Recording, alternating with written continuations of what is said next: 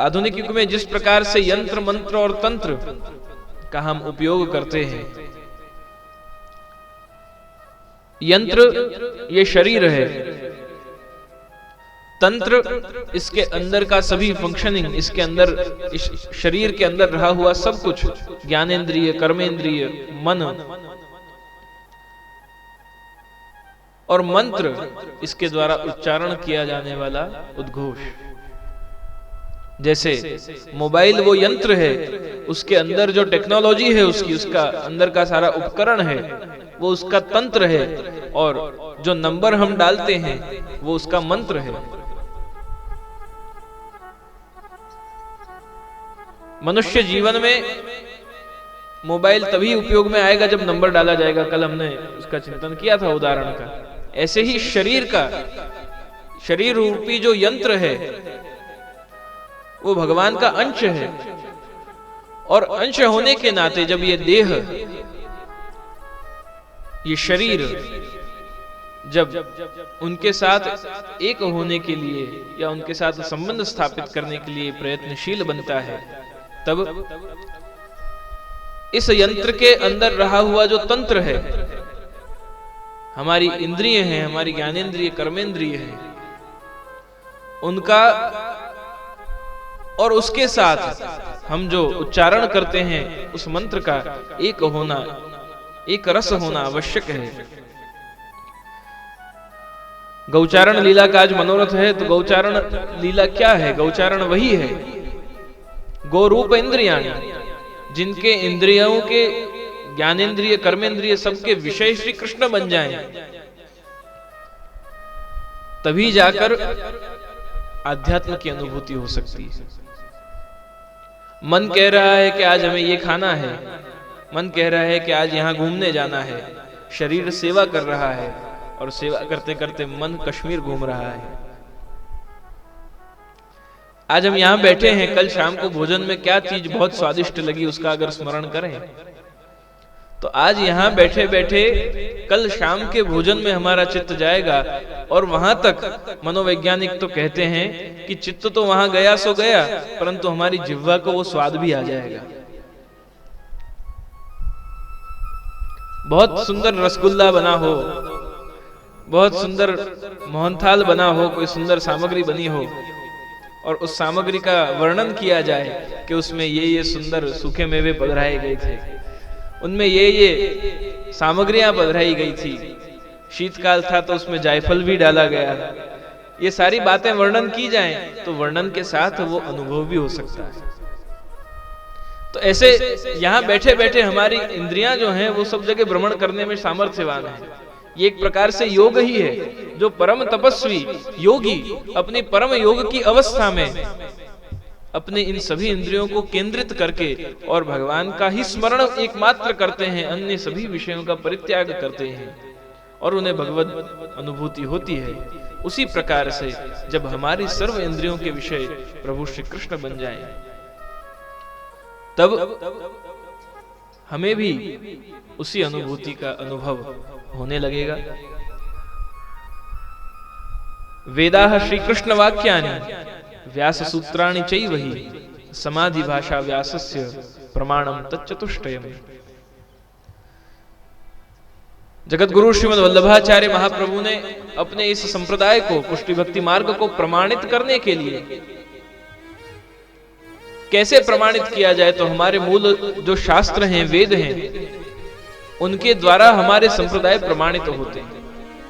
आजकल तो बहुत ऐसे नए नए पंथ बन गए हैं, किसी ने कुछ कहा और किसी का जीवन बहुत प्रेरणास्पद रहा तो उसका कोई नया पंथ शुरू हो गया, किसी ने कुछ विचारधारा नई दी, उसका नया पंथ शुरू हो गया। संप्रदाय जो हैं वो वेद से प्रमाणित होने चाहिए, संप्रदाय जो हैं वो शास्त्र से सम्मत होने चाहिए, संप्रदाय जो हैं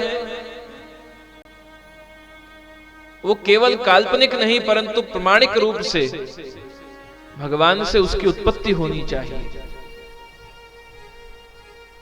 4 वैष्णव संप्रदाय हैं, रामानुज, माध्व, निम्बार्क और वल्लभ।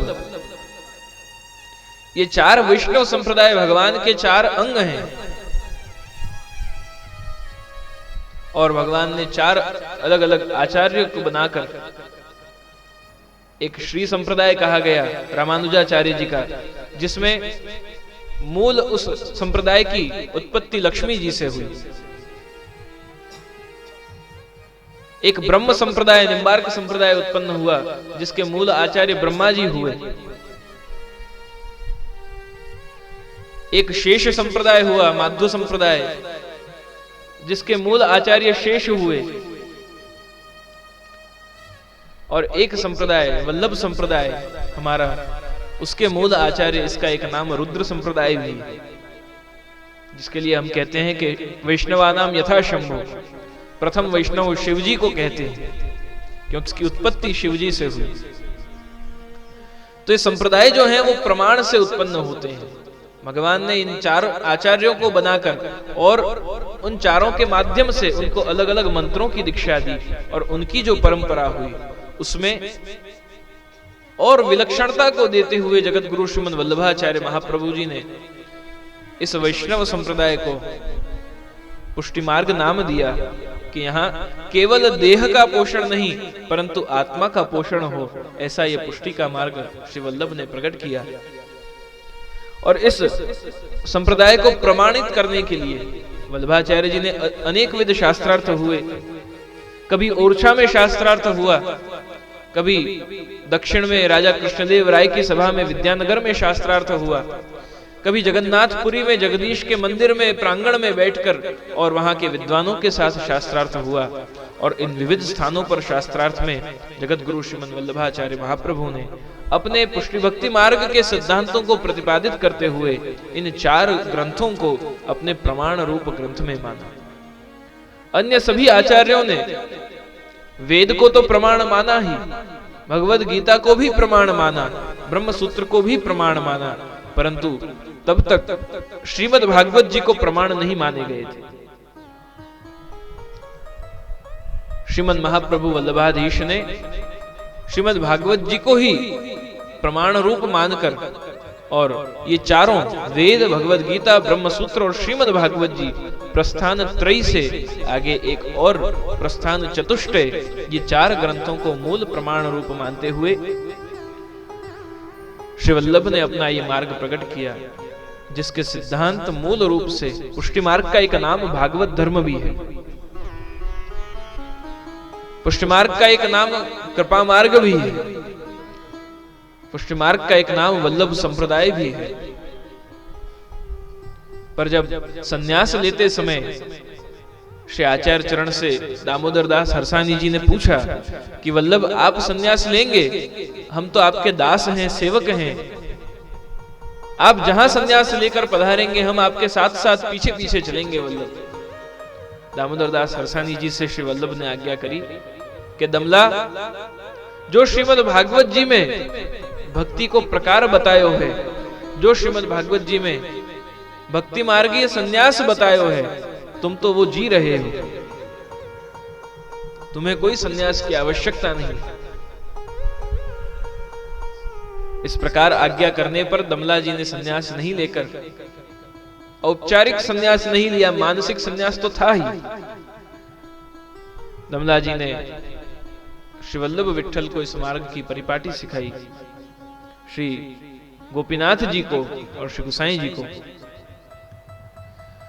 इन 4 ही प्रमाणों में कहीं भी कोई भिन्नता नहीं, जो वर्णन वेद में है वही वर्णन श्रीमद् भागवत जी में भी है, वही ब्रह्म सूत्र में है और वही भगवद गीता में है। और इस प्रकार से इनको प्रमाण रूप मानते हुए क्यों श्रीमद् भागवत जी को प्रमाण माने श्री महाप्रभु ने, उसका कारण है कि वहां भगवान का महात्म्य वर्णित है, उनकी लीला वर्णित है। महात्म्य शब्द जो है, वैसे जब जब भागवत कथा होती है, सामान्य रूप से जब कोई शास्त्री जी, कोई पंडित व्यास आसन पे बैठकर और व्यासासीन होकर और जब व्यास जी की वाणी ऐसी श्रीमद् भागवत जी को कथा रूप में जब वर्णन करते हैं, सप्ताह यज्ञ करवाते हैं, यहां भी जिस प्रकार पारायण शास्त्री जी बड़ौदा से आए हुए कर रहे हैं, तो उस पारायण में, उस कथा में 7 दिनों में सबसे पहले महात्म्य वर्णन किया जाता है। वैसे महात्म्य वर्णन श्रीमद् भागवत जी का अंग नहीं, वो पद्म पुराण में बताया गया है, परंतु पद्म पुराण से उस उद्धृत महात्म्य को अवश्य ही कहा जाता है, क्योंकि महात्म्य 2 शब्द से बनता है। उसका संधि विच्छेद अगर किया जाए तो महान और आत्मा, महान और आत्मा कैसे? तो उसके स्वरूप और गुण को जानने के लिए, हमारा उसके साथ का जो संबंध है उसे जानने के लिए, जो महान है, जिसके गुण और जिसका स्वरूप ये दोनों ही विशेष हैं, ऐसे प्रभु उनका गुणानुवाद जो करे वो महात्मा, और जो गुणानुवाद हो वो महात्म्य। महान क्या है? महान यानी बड़ा, विस्तृत, विशाल, व्यापक। और आत्मा शब्द के 2 अर्थ होते हैं, स्वरूप और मन। जिसका स्वरूप भी बड़ा है, विस्तृत है, व्यापक है, और जिसका मन भी बड़ा है, विशाल है, व्यापक है, ऐसे बड़े स्वरूप और बड़े मन वाला जो हो वो महात्मा है। और उस महात्मा की जो कथा है, उस कथा को महात्म्य कहा जाता है। श्रीमद् भागवत जी का स्वरूप भी बड़ा है और श्रीमद् भागवत जी का मन भी बड़ा है, इसीलिए श्रीमद् भागवत जी के सत्संग से पूर्व हम महात्म्य का चिंतन करते हैं। श्री वल्लभ आज्ञा करते हैं, महात्म्य ज्ञान पूर्वस्तु सुदृढ़ सर्वतोधिकः स्नेहो भक्तिरिति प्रोक्तः तया मुक्तिर् न च अन्यथा। पहले महात्म्य सुनने का कारण क्या? हम जिसकी कथा सुनने जा रहे हैं, जो कथा या सत्संग सुनने जा रहे हैं, उसका महात्म्य जानने का कारण क्या? तो श्री महाप्रभु कहते हैं कि महात्म्य ज्ञान पूर्वस्तु, जब हम पहले सत्संग से पहले महात्म्य का श्रवण करते हैं, तब सुदृढ़ता आती है। किस चीज की सुदृढ़ता आती है? सर्वतोधिक स्नेह। भगवान के साथ हमारा स्नेह का संबंध स्थापित होता है और उस संबंध में सुदृढ़ता आती है। और उस सुदृढ़ता के कारण जो हमारा भगवान से स्नेह हुआ है, वो स्नेह ही भक्ति रूप बनकर और हमें परम फल की अनुभूति कराती है। न च अन्यथा, श्री महाप्रभु ने ये शब्द और जोड़ा उसमें, न च अन्यथा। भक्ति कोई अलग पदार्थ नहीं है, भक्ति कोई अलग वस्तु नहीं है। भगवान के साथ स्नेह हो जाना, जैसे हम रोटी खाते हैं और रोटी में अगर बढ़िया घी चुपड़ी हुई रोटी है अगर, और उस रोटी को जब हाथ से तोड़ के हम उसको सब्जी के संग या भाजी के संग जब खाते हैं, तब वो घी हमारे हाथ पे भी लग जाता है। और केवल जल से प्रक्षालन करने पर वो घी हमारे हाथ से छूटता नहीं है, उसके लिए कुछ माटी या साबुन लेकर और हाथ धोना पड़ता है। तो ये स्नेह भगवान के साथ का कैसा होना चाहिए? श्री हरिराय जी श्री महाप्रभु आज्ञा करते हैं कि ये स्नेह स्निग्ध भाव हो, ये ऐसा जरा चिकनाई वाला स्नेह होना चाहिए। हम ठाकुर जी को जब अत्तर समर्पित करते हैं, वो अत्तर स्नेह रूप है, सुगंध रूप तो है ही, परंतु वो चिकना होता है। जब ठाकुर जी के श्रीअंग पर उस अत्तर को समर्पित किया जाए, तब वो हमारे स्नेह रूप सुगंध युक्त अत्तर ठाकुर जी के श्रीअंग पर हमारा प्रेम समर्पण हम करते हैं। और वो प्रेम कैसा है? वो जल्दी छूटे ऐसा प्रेम नहीं। ठाकुर जी को आप स्नान कराइए, फिर भी स्नान करने के बाद जब अंगवस्त्र कराओगे तब वो अत्तर निकलेगा, केवल जल से वो छूटता नहीं। तो ऐसा जो सुगंध युक्त स्निग्ध भाव है, जो जरा चिकनाई वाला है, जो जल्दी छूटे नहीं, ऐसा स्नेह जब प्रभु के साथ हो जाए, वो स्नेह का होना ही भक्ति है, वो कोई अन्य पदार्थ नहीं। अगर आपको प्रभु के साथ स्नेह है, प्रभु के साथ प्रेम है, तो आपको ये कहने में कोई आशंका या शंका नहीं होनी चाहिए कि मैं भक्त हूं। प्रभु से प्रेम होना वही भक्ति है।